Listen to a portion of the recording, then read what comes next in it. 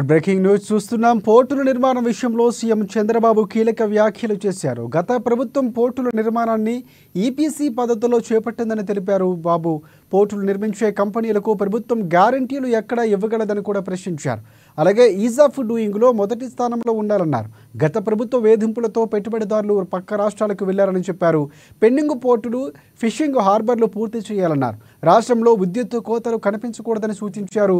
ఈ నెల 7వ తేదీన చీరాల్లో చేనేత దినోత్సవం నిర్వహణ ఏర్పాట్లు చేస్తున్నామని, చేనేత వస్త్రాలు ప్రమోట్ చేస్తామని సీఎం చంద్రబాబు వెల్లడించారు.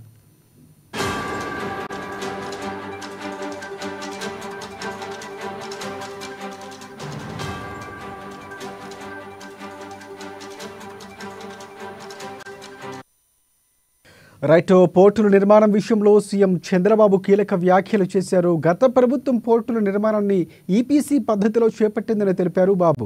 పోర్టులు నిర్మించే కంపెనీలకు ప్రభుత్వం గ్యారంటీలు ఎక్కడ ఇవ్వగలదని కూడా ప్రశ్నించారు.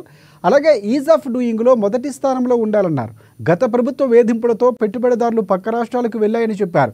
పెండింగ్ పోర్టులు, ఫిషింగ్ హార్బర్లు పూర్తి చేయాలన్నారు. రాష్ట్రంలో విద్యుత్ కోతలు కనిపించకూడదని సూచించారు.